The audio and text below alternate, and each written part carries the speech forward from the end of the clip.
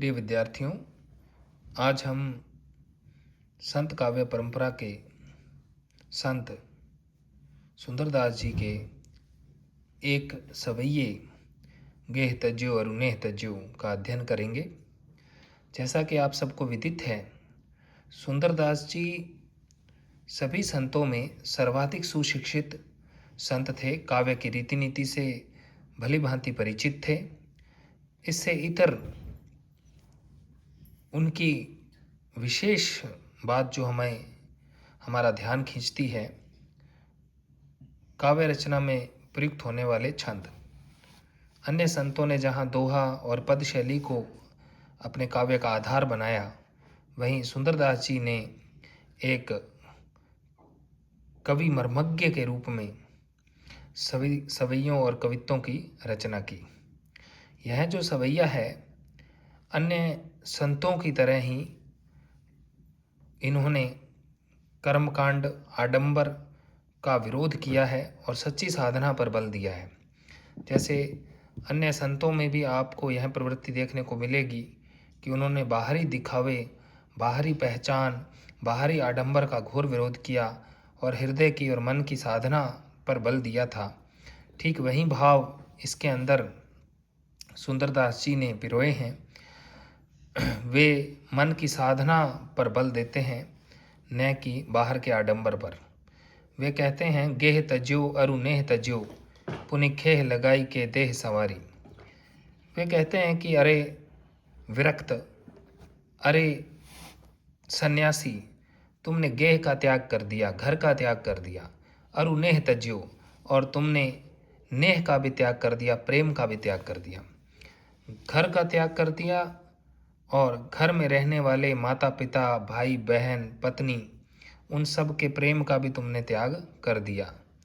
पुनिखे लगाई के देह संवारी, सब कुछ तो तुमने त्याग दिया, घर बार, पत्नी, बच्चे, माता पिता, और उसके उपरांत तुमने खेह लगा करके, खेह कहते हैं राख को, धूल को, खेह लगा करके तुमने अपनी देह को संवारा। जो तथाकथित साधु हैं, वे अपनी देह के ऊपर राख लगा लेते हैं अथवा मिट्टी लगा लेते हैं, अपनी देह को राख से मल लेते हैं, जबकि उन्होंने सब कुछ त्याग कर दिया होता है। जब आपने घर बार त्याग दिया, माता पिता, पति पत्नी, बच्चों, सबका स्नेह त्याग दिया, उसके बाद में खेह लगा ली तुमने, और खेह लगा करके, राख लगा करके अपनी देह का श्रृंगार किया। जब घर परिवार से मोह नहीं रखा, तो फिर देह को राख से संवार कर के रखने का क्या प्रयोजन है। जब घर और परिवार से ही प्रेम नहीं रखा, नाता नहीं रखा, तो देह को राख से संवारने का क्या औचित्य है। मैं सहे सिर शीत सहे तन, धूप समय जो पंचाग्नि बारी। फिर तुमने अपने सिर के ऊपर बारिश के तीव्र पानी को सहा। मैं सहे, मेघ जो बरसे उनको तुमने अपने सिर के ऊपर सरा। शीत सहे तन, और सर्दी के अंदर तुमने सर्दी का सहन किया, क्योंकि तुम नगन घूमे। नगन घूमने की वजह से तुम्हें बहुत शीत लगा, लेकिन उस कड़कड़ाती हुई सर्दी को भी तुमने सहन किया। मेघों को अपने सिर के ऊपर सहन किया, मूसलाधार बारिशों को। धूप समय जो पंचाग्नि बारी, और गर्मी के दिनों में जब प्रचंड धूप पड़ती थी, उस समय तुमने पंचाग्नि जला करके अपने शरीर को अग्नि में तपाया। पंचाग्नि क्या होती है विद्यार्थियों? जब वो जो साधु होते थे, वो पूर्व, पश्चिम, उत्तर, दक्षिण, ये 4 दिशाओं में अग्नि जला लेते थे।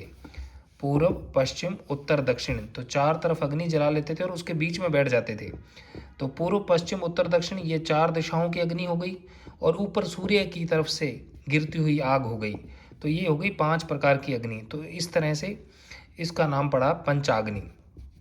तो ये साधु जो इस प्रकार की साधना करते थे, वो पूर्व, पश्चिम, उत्तर, दक्षिण में आग जला करके और तेज धूप के अंदर बैठ जाते थे, और ऊपर से सूर्य जो है वो अग्नि प्रवाहित करता था। तो इस तरह से पंच अग्नि को जला करके कड़ी धूप के अंदर आप लोगों ने इस आग की गर्मी को सहन किया। इस तरह से दोपहर की कड़ी धूप के अंदर पंचाग्नि जला करके आपने कठोर तप किया। इस तरह से चाहे शीत की बात करें, चाहे गर्मी की बात करें, चाहे बारिश की बात करें, तीनों प्रकार के मौसम की पीड़ा को, तीनों प्रकार के मौसम के कष्ट को तुमने अपने शरीर पर सहा। आगे की जो पंक्तियां हैं विद्यार्थियों, उसके अंदर सुंदरदास जी कहते हैं, भूख सही रही रूख तरे। तुमने भूख को सहन किया, भूखे रहे तुम, उपवास किए तुमने बहुत ज़्यादा ईश्वर की प्राप्ति के लिए। तुमने भूखे रह करके भूख को सहन किया, क्षुधा को सहन किया, रही रूख तरे, और तुमने घर बार का त्याग कर दिया और वृक्षों के नीचे तुम रहने लगे। रूख कहते हैं वृक्ष को, रही रूख तरे, और वृक्षों के तरे यानी तले, वृक्षों के तले, वृक्षों के नीचे तुम रहने लगे। पर सुंदर दास सबे दुख भारी, परंतु इस प्रकार से ये सारे जो कर्मकांड तुमने किए, चाहे पंचाग्नि जलाना हो, चाहे बारिश सहना हो, चाहे शीत के अंदर सर्दी में शरीर को ठंड से कंपाना हो, और चाहे भूखा रखना हो या वृक्षों के नीचे रहना हो, ये सारे सुंदरदास जी कहते हैं बड़े भारी दुख तुमने सहन किए। इनसे तुम्हें दुखों के अलावा कुछ भी न मिला। डासन छाड़ के कासन ऊपर आसन मारियो पे आसने मारी। सुंदरदास जी कहते हैं तुमने डासन छोड़ दिया, बिछोने छोड़ दिए। जिन बिछोनों पर तुम सोया करते थे, बैठा करते थे, उन डासन का अर्थ होता है बिछोना। तुमने उन बिछोनों को, चटाई के बिछोनों को छोड़ दिया।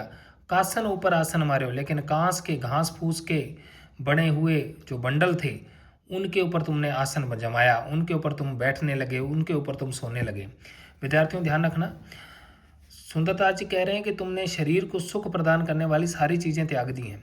डासन को भी छोड़ दिया है। डासन का अर्थ होता है चटाई या बिछोना, उसका तुमने त्याग कर दिया है।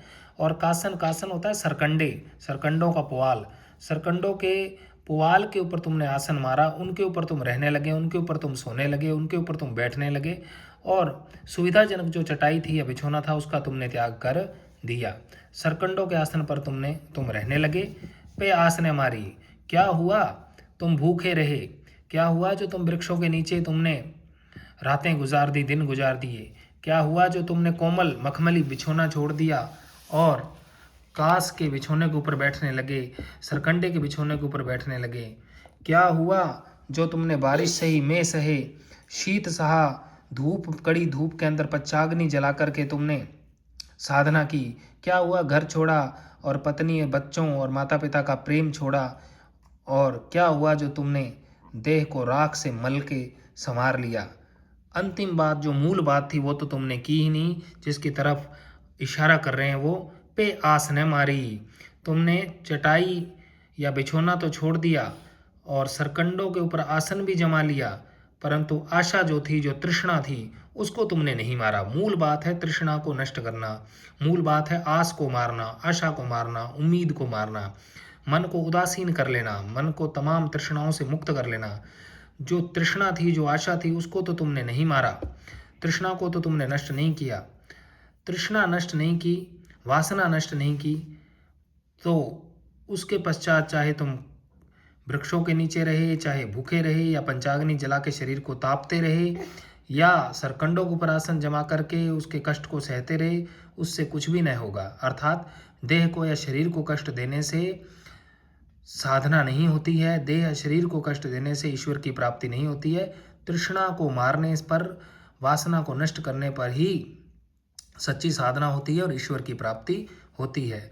तो इस सवैये के अंदर सुंदरदास जी महाराज ने हमें और लोगों को वासना का त्याग करने, जो कि सच्ची साधना है, का उपदेश दिया है, और बाहरी कर्मकांडों से मुक्त होने की देशना दी है।